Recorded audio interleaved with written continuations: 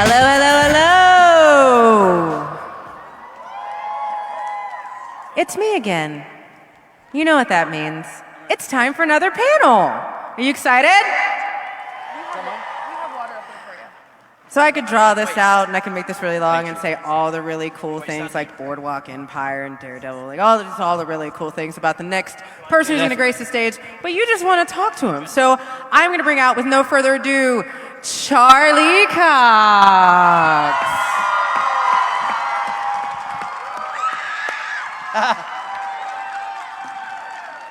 Hey, how are you? Good. I agree, he does rock. I love him too. What's up, guys? Well, thank you for being here at Ace Comic-Con. Yeah, thanks for having me. So, you've had a fun-filled day. You've been meeting with fans. Yeah. Signing the autographs, taking the pictures. Are you having a blast? I'm having a blast. That was the easiest question I'm going to give you.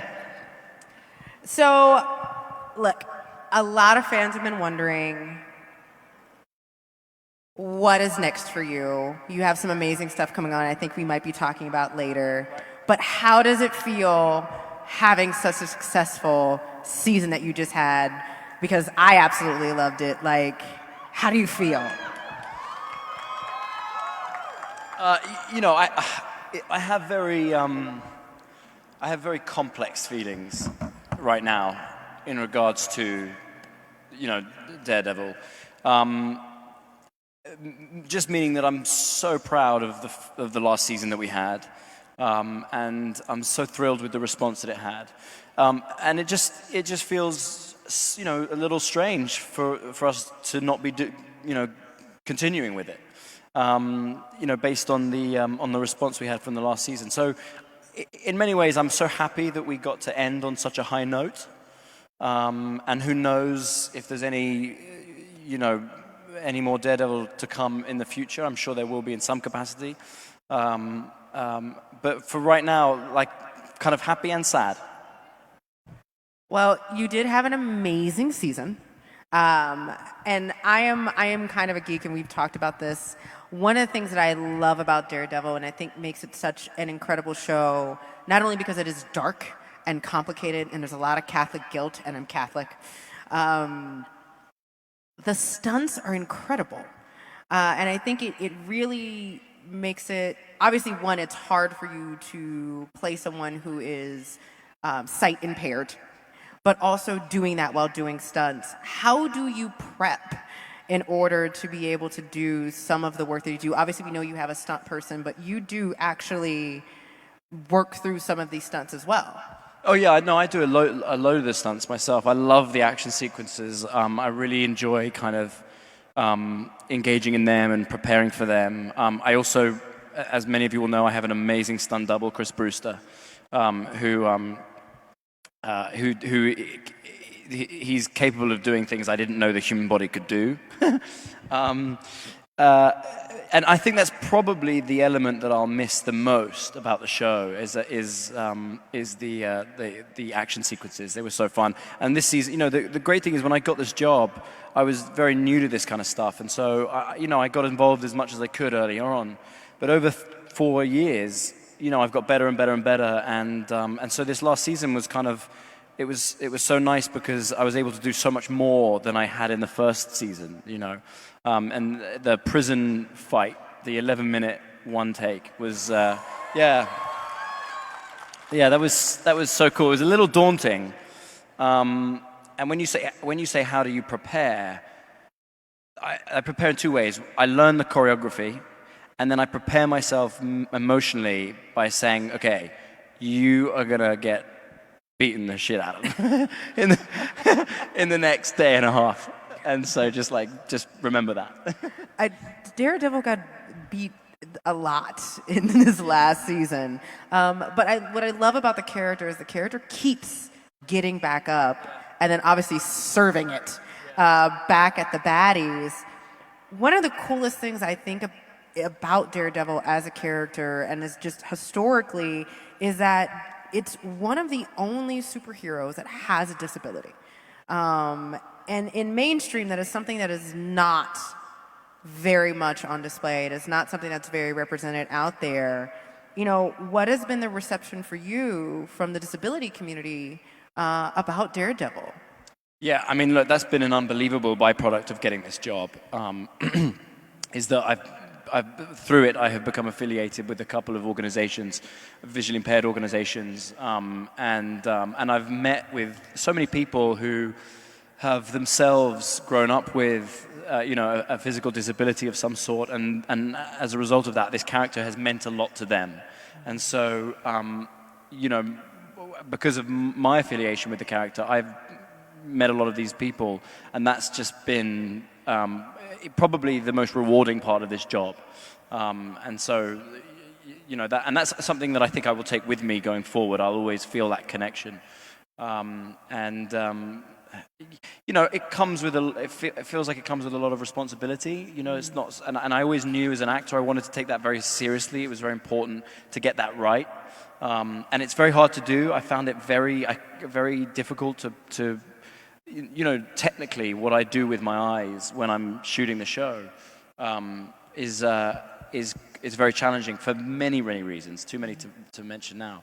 And particularly the action sequences. The whole point of Daredevil, if he's being, someone attacks him from behind, he doesn't have to look to see that. He knows, and making sure that those elements are always part of what we do is very important. So what do you think, and I think we can kind of break this down, because I think there's mentally, emotionally, and physically challenging things in this last season. And I think that's the greatest thing about it, right? There are all of these challenges and ups and downs that Daredevil goes through. I'm running away from my friends. I'm coming back to my friends. Oh, you're my mother. Cool. Good talk. You didn't tell me. What do you think was the most challenging thing that also was the most rewarding thing in seeing the culmination of the show in the last season? I tell you what happens, right? When it's not a secret, but when I got this job, I'd never read a Daredevil comic. I didn't grow up on comics in the UK, and so obviously I was thrilled and I was really excited to play this character, but I didn't have really years of backstory. I read as many comics as I possibly could in about 6 weeks, and over the course of the last 5 years, I've probably read them all now. But I was cramming initially. What has happened since starting the show is that as the months and years have passed, I've kind of become a fan, right? And so what's really fun doing season 3 and season 2 was that I would read a script and there'd be like a great Easter egg, or there'd be a great homage to one of the comics. And as I was learning about these things, I would start to get excited like a fan does about it. Whereas in season 1, that stuff just went over my head. I remember in season 1, there's a scene in Melvin Potter's workshop, and there were these weird, metal legs, and I was like, what the hell is that? And then someone's like, that's Stiltman. Like, what the hell are you talking about? But then there's a scene in season 2 where, right at the beginning of the hallway fight in season 2, with the fight with the Dogs of Hell, the scene begins with Dee Dee pointing a gun and clicking and smiling. And by then I'd read number 184, No More Mr. Nice Guy. So that image, I was like, oh, cool, man, we're doing that iconic image. And so to be able to have that as part of, so then doing season 3, with all the Poindexter stuff, the Bullseye stuff, as it was slowly being revealed, I was just like, oh no, this is so cool.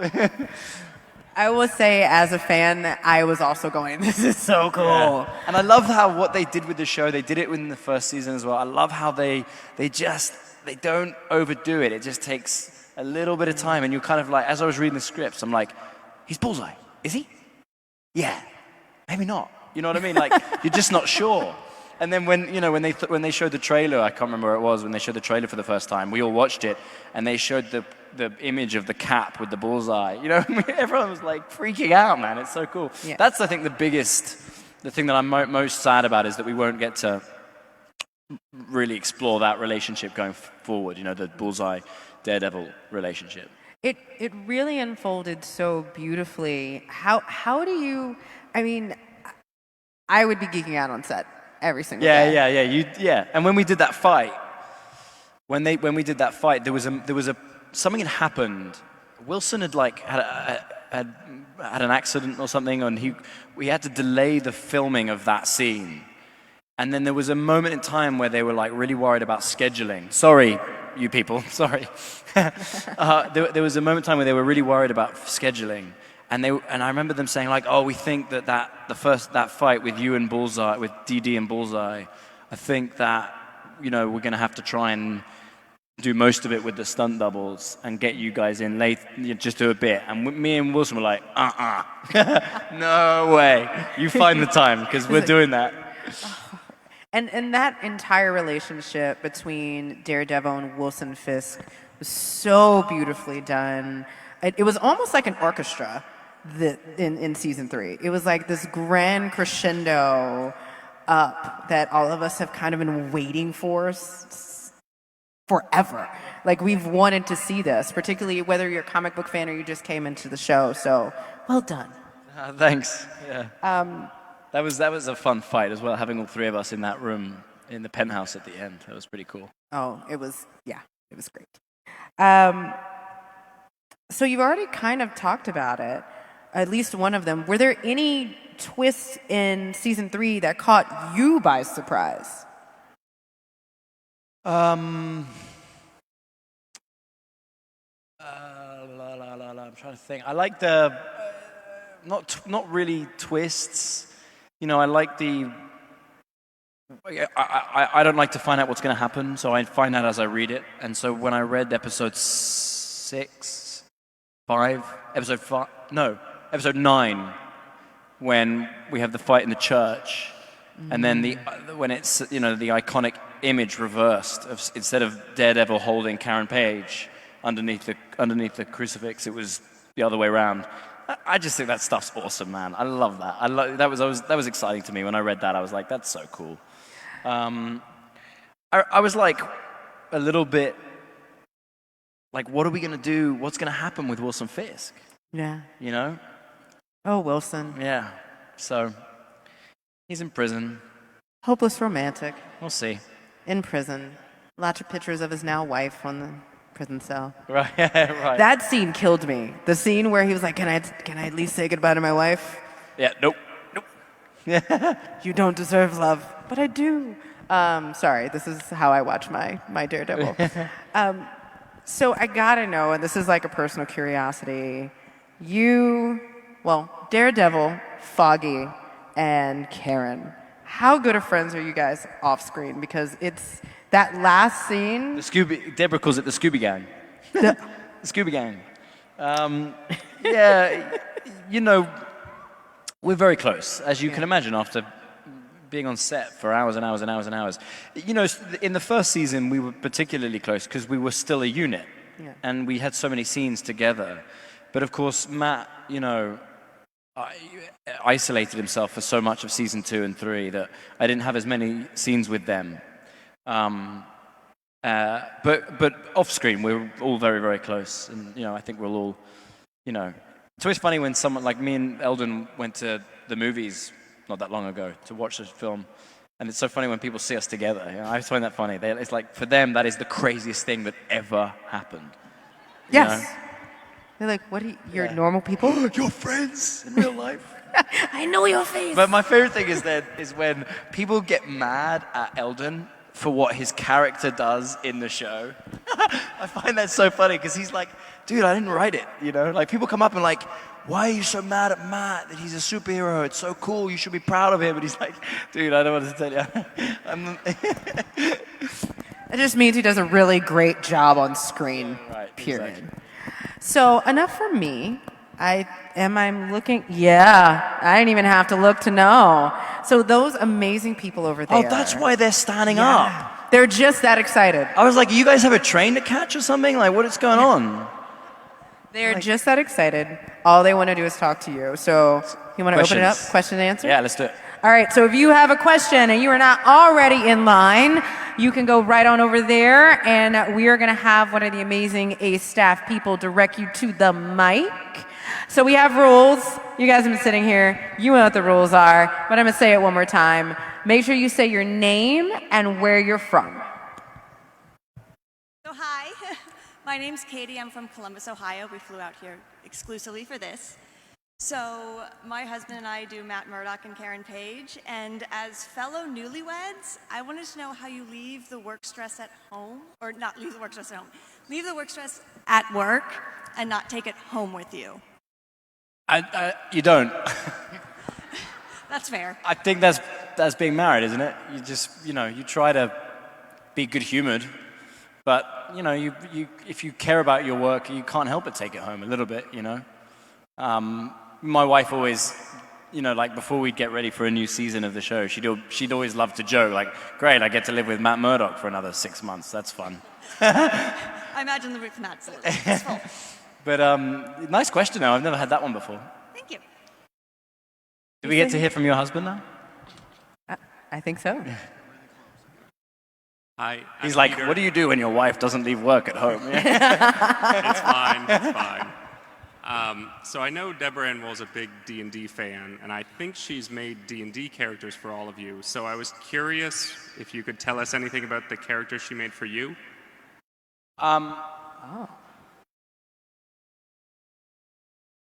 I just played D&D with Deborah for the first time, and I don't know if I'm allowed to.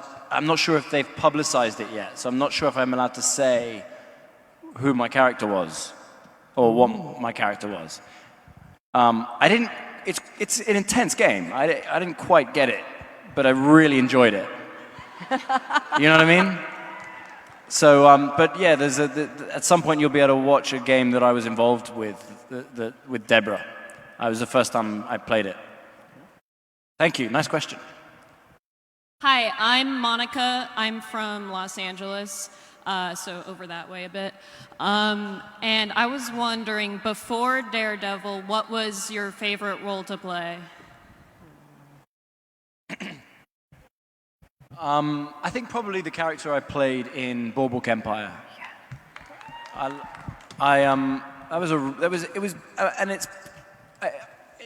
It felt like a departure for me. It felt a bit different from anything I'd done, and I happen to know now that it was instrumental in getting me the job of Daredevil, which is pretty cool. But yeah, that was really. I had a great time on that show. It was the first time I worked in America, and basically have never left. No, I loved. I mean, I've had so many great roles that I've loved, but that one will always be a very fond memory. Yeah, people still think I'm Irish because of that job. Yeah, I've heard people like if I've said something weird in an interview, and they're like, "Don't worry, he's Irish." No. Next question. Hi, my name is Dane Fox. I'm from Canyon City, Colorado, and I'm a huge fan of Daredevil. My question is, after Daredevil, would you consider playing like another superhero like the Green Arrow or Moon Knight or someone else? You know what? Right now, I couldn't imagine that at all. It's impossible for me to imagine. Look, maybe in a few years, and I know it's been done, as in people have played multiple superheroes or whatever. For right now, if not for anything else, just out of respect for the character, I feel like I just want to let some time pass, and also vaguely hoping that Dee Dee will have another life at some point. So, yeah. Hi. I found out. Sorry, I'm so sorry. I found out the other day there's this petition. These guys are wearing this thing. Save Daredevil. There's a thing you can sign it. Sign it. No, sign it. Hi, my name's Abigail. I'm so sorry. I'll be right with you. I gave my 2-year-old daughter an email address so that she could sign it. True story. Okay. Sorry, Abby, can you stop cutting me off? My name's Abigail. I'm from Tucson, Arizona. And my question is, do you think Matt Murdock makes the smart decisions in the show, or do you think he's reckless in the way he takes on his enemies? I think both. I think you're right. I think there are times where he is very reckless, but that's kind of what makes him able to do what he does. You know, I think he believes so strongly in his convictions and his ideas of right and wrong, and most of the time, you know, in the world that we present with that show, that's what is needed. But as part of that is that there are times where he could use a little bit more restraint. He could probably take time to calm down before he acts, which he doesn't do. And that hopefully is what makes the show at times quite compelling, because you're like, dude, what are you doing? Yeah, thank you. Hi, my name is Nathania. I'm also from Tucson, Arizona. And I was just wondering, what's your favorite part about playing Daredevil / Matt Murdock?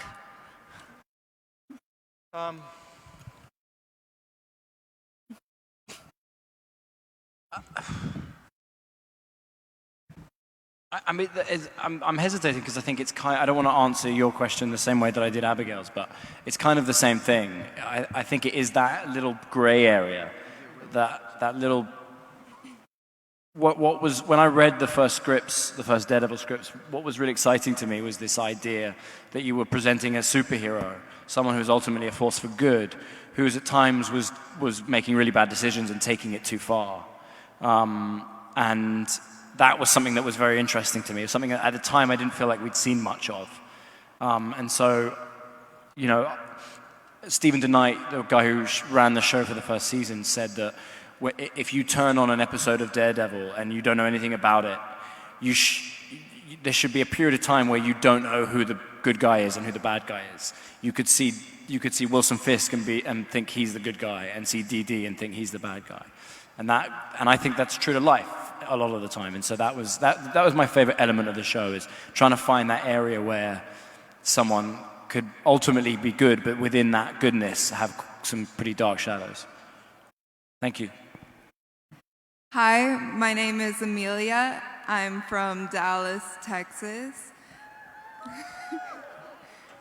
In your show, you have two main enemies.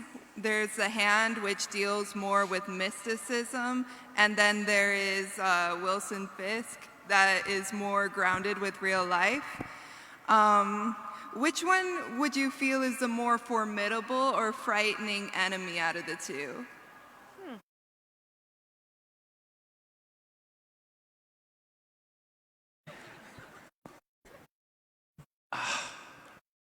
I think, for me, it would be Wilson Fisk. I just don't think that, and particularly with how brilliant Vincent D'Onofrio is in playing that part, there's something very, very scary and sinister about his portrayal. I'm in my heart, I love it when we keep the show as grounded as possible. So as much as I love the Hand stuff, and I really did, I thought some of that was so fun. I kind of get, as an audience member, sometimes I get anxious when I watch something and there's like ambiguity about how someone can die or whether they can die or not. You know what I mean? Like I like to know what the rules are, and once I know what the rules are, then I can kind of enjoy it. And there was with the Hand, you're always a little like, how do you end them? What does that look like, you know? And so with Wilson Fisk being like a human being, for me that's more scary, you know. Are you saying you don't want your ex-girlfriend to come back from the dead? That's a little creepy. Yeah, right. Yeah. Thank you. Hi. Hi, my name is Sarah, and I'm from Queen Creek, Arizona. Daredevil wears a couple of different versions of the costume throughout the 3 seasons. I was wondering if you have a favorite. I have the black costume is the most comfortable one, and is the easiest one to go to the toilet in by like a long way. Like the red one, I love, obviously, because it's like the iconic red Daredevil suit, and you can't replace that. But there were times where I'm like, how badly do I need to pee? Because I'm just, it's too much work. So there were put it this way, there were days on season 3 when I was working with Wilson, who was wearing the red suit, and I was just like, ha ha. Yeah, maybe that answers your question. Hi, I'm Cameron. I'm from Anaheim, California. Vincent D'Onofrio does like a really insane job as Wilson Fisk, and he's really scary to watch from like a viewer's perspective. But what's he like to work with on set? You know, he's totally wonderful and fun and nice and intense. You know, he turns it on and it's very scary. I feel like he's a slightly different person outside of work, and he's probably because he's just focused and you know, kind of being Vincent. God, I get so confused. Being Wilson a little bit, but I mean, he's so talented. You know, he's just a big, nice, lovely man, and then he becomes a monster. Hi. Hi. Thank you. My name is Isabel. I'm from Anaheim, California, and I was wondering, what was your favorite scene to film? Like the most satisfying? I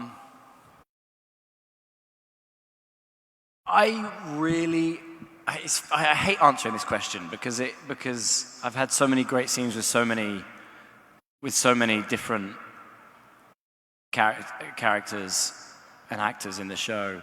I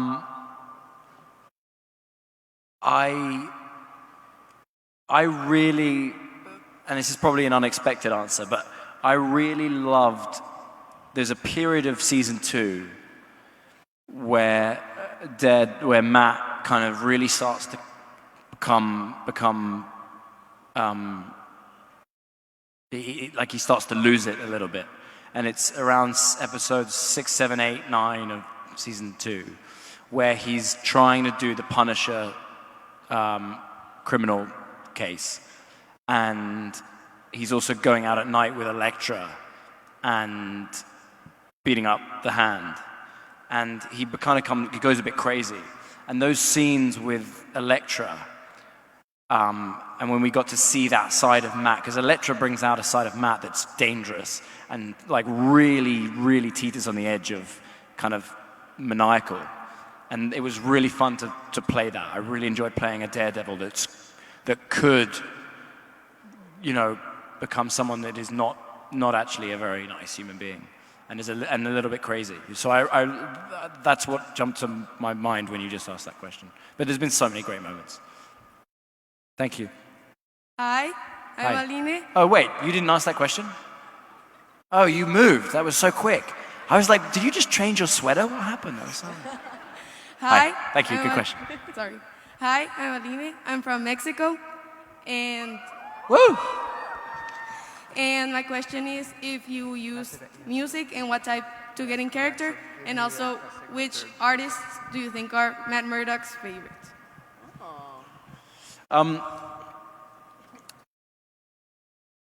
With this, I haven't tended to listen to any particular for this role. I have in the past. I never did for this. But ironically, I always felt like Matt would listen to a lot of classical music. Partly because I think I loved whenever we got to kind of make Matt Murdock and Wilson Fisk feel like very similar people outside of how different they were.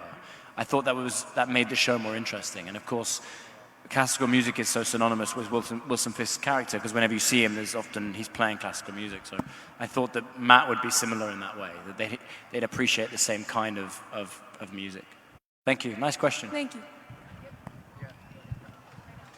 Next up. I was kidding. It seems that we have a guest on stage. It's Tom Hiddleston. Well, hello. Hello, everybody. I don't mean to interrupt, but I was too excited by the coincidence that some of you may already know this, but I wanted to come and sort of announce, even though it's already been announced. It's such a coincidence that Charlie and I are both in the same building, because only a couple of days ago, it was announced that Charlie is going to join Zawe Ashton in Betrayal in London in the spring. It's so cool because I've been signing autographs, and a bunch of people they found out Tom was doing Betrayal, this play. They ordered online the play. They had already had tickets to come here, and then like yesterday they found out that I was going to be in it as well. So when I've showed up to sign this thing, they've couldn't believe this has happened. It's so cool.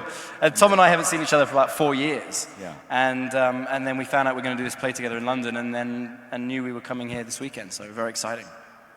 Yeah. See some of you there, I'm sure. And here's what I'll say, which not many people won't mean much to you now, but we haven't played squash for years. That's nice.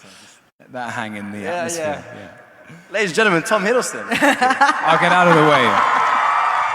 I'll see you in a minute. Yeah, that's cool. Well done. Thanks, everybody. That was awesome. Thank you for the spot. I a surprise. Yeah, that's a nice little surprise. Lovely surprise. And he'll be on this very stage tomorrow. Oh, he's coming up here tomorrow. Yeah, Very cool. I get to do this with him tomorrow. Yeah, no, I'm very excited. We're gonna do this play directed by Jamie Lloyd in London called Betrayal, Harold Pinter play. In March, April, May. Those are the months. So book your tickets now. You can get them online. We're gonna have to talk about if there's any questions I need to ask Tom, like squash. Yeah. What is it? How do you play it? No, seriously, I do know how to play squash. That's a line from the play, what I said. Oh, then they don't get it now, but they will get it. They won't get it now, but they will get it. If you read it, you'll get it. So you gotta go read it. Go read it. I'm gonna dig myself out of this hole. Next question. Alrighty. Hey there, Charlie. My name is Brian. I'm coming from Miami, Florida. And my question to you is, well, one, I just finished watching season 3 a couple weeks ago, and it's hot. You know, you killed it, so it was amazing. So thank you for your time and your effort in making the character so awesome. I appreciate that. Thank you. I appreciate it. Now, in regards to season 3, were there any particular scenes that you shot that did not make the final cut that you wish were included in season 3? I don't know. I haven't seen it yet. Oh. I don't. Okay. I don't. I've seen bits of it, but I haven't watched the whole thing yet. I normally like to wait for a little bit of time to pass before I watch it, and so because then I can enjoy it more, you know. So I don't know. I don't know, and I'm not even sure if I would know. So many scenes in we shoot 13 hours of television. There's so many scenes. It's very rare that you lose an entire scene. It's often you lose pieces of scenes, you know. But there's none that I can think of. But good question though. Yeah. Thanks. Hi, Charlie. Hi. My name is Maricela. I'm from Los Angeles. And, well, firstly, I just wanted to say I got really close to a friend online from Mexico, and her name is Vale. And she's obviously in Mexico. So I just wanted to know if you could say hi, because we got close through you and, like, Jessica Jones. And so I just wanted to say if you could say hi to Vale. What's her name? Vale? Vale. Hi, Vale. And my question is, if you could have any Marvel character as your either villain or sidekick, who would it be? And obviously as like Daredevil, who would you want a villain or sidekick to be? I would love to do. I mean, this is so crazy. It would never, it will never happen. Probably, you know what I mean. It's almost impossible to imagine. And I always feel like I have to say that because sometimes I say things, I answer these kind of questions, and then the internet takes it as the word of God that this is going to happen. You know, Charlie confirms that. You know, but you know, like I really like the Daredevil Spider-Man stuff in the comics. It's really fun. You know. And there's one issue in particular where Matt Murdock proves that he's not Daredevil because Daredevil shows up in the courtroom, and of course it's Peter Parker wearing the Daredevil suit, which is such a lame alibi because it's, but it'd be so cool to do, you know, something like that. And I think Tom Holland is an amazing Spider-Man. Hi, I'm Jane. I'm from San Francisco, California. So Charlie, you did an amazing job playing Matt Murdock, who is blind. But in season 3, episode 4, the episode with the prison scene, we also see that Matt is trying to pretend he could actually see. So my question is, how hard? You can see what? The episode 4. Yeah, I know the scene. We also see Yeah. that Matt trying to pretend he could actually see. Oh yeah, you're right. So my question is, how hard is that for you as an actor? That's like another level of difficulty. You know, it's like I'm someone who can see, pretending I can't see, pretending I can see. Yeah, that was intense. Thank you. Good question. Yeah, that was basically the question, wasn't it? How hard is it? Yeah. 10. Great question. Thank you. Hi, I'm Trinity. My question is, what do you think was the most heartbreaking death on the show? Is the question for That's a really good question. Charlie? Is the question for Matt? Is the question for Daredevil? Charlie. Right? Okay.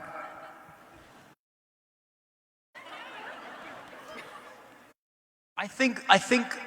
Okay, I can give you two. Father Lantham was a tough one. That was a tough one to take because it had been 3 years, and you know, I love that character. I love the dynamic. But I think the biggest shock was Ben Urich. That one was like, what?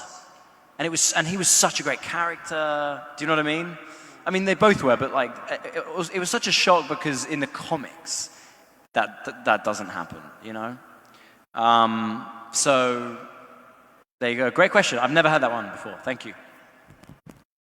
Hi, my name is Emily. I'm from Brighton, Michigan. And my question is just because you guys do such a good job making the story and the characters feel so real to the audience.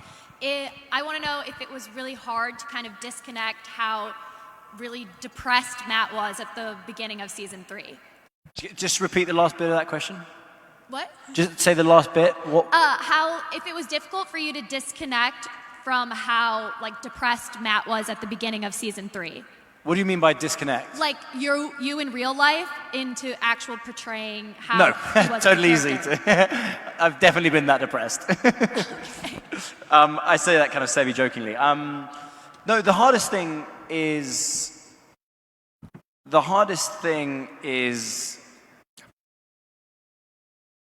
you know, I kind of felt like the stuff that happened to Matt in season 2 was like rock bottom.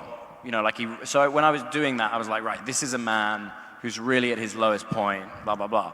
And then I read season 3 and I was like, damn, like he's like, we got to find new levels of depressed and broken and stuff. Yeah, I guess it was kind of hard, you know, that was we were seeing, we were presenting a man who'd gotten so low. His faith had been questioned and rocked so much that there was a moment where you felt like it was reversing his belief system. And for a period of season 3, it did reverse his belief system. The hardest thing from an acting point of view is like, how do you portray that authentically, but also not come across as someone who like just is moody? Do you know what I mean? Like, you don't want to be someone who's just being really depressing all the time. So it's kind of, the way that I tried to do it was just make sure it was infused with like action and anger, so that it wasn't just, you know, it wasn't like grumpy teenager stuff. Nice question, thank you. Hello, my name is Craig. I'm from Santan Valley, Arizona. And growing up, Daredevil was one of my first comics that I totally fell in love with. I really appreciate how you've brought the character to life, and I'm kind of bummed that there's not going to be a season 4. But if there were a season 4, and seeing as how you've caught up with the comics since you started playing the role, is there an arc, a story that you'd like to see brought in as far as if there were a season 4?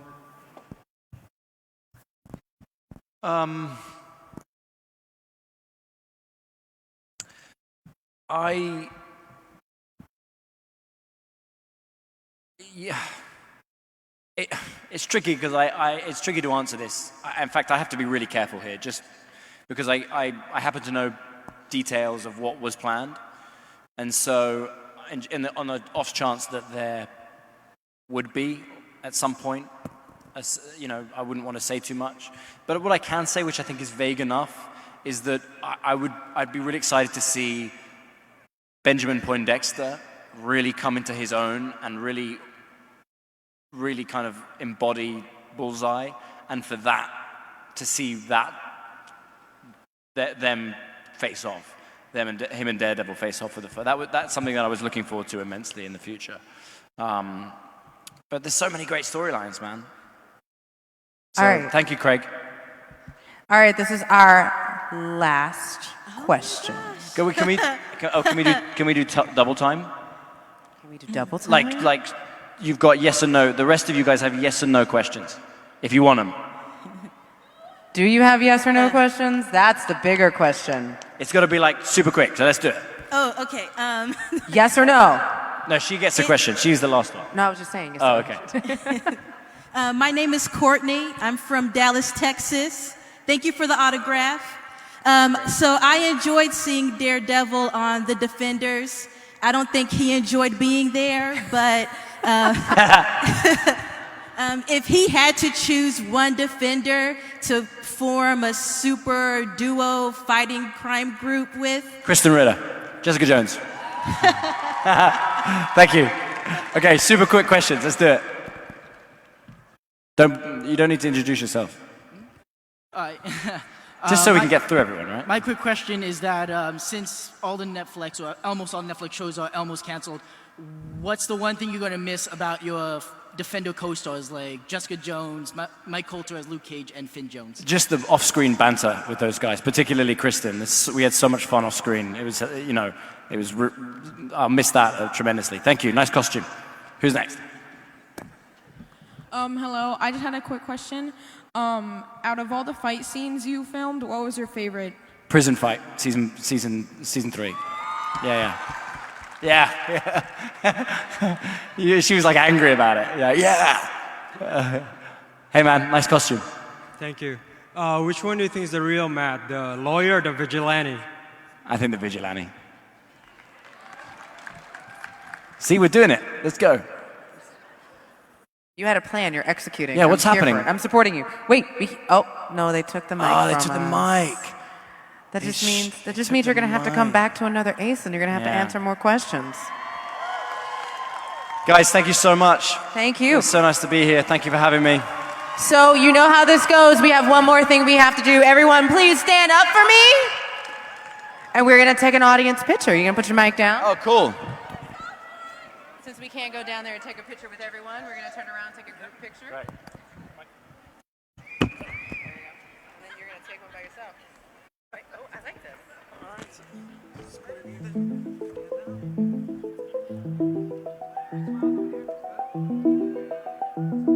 Het is ijskoud en je woorden maken wolkjes in de lucht.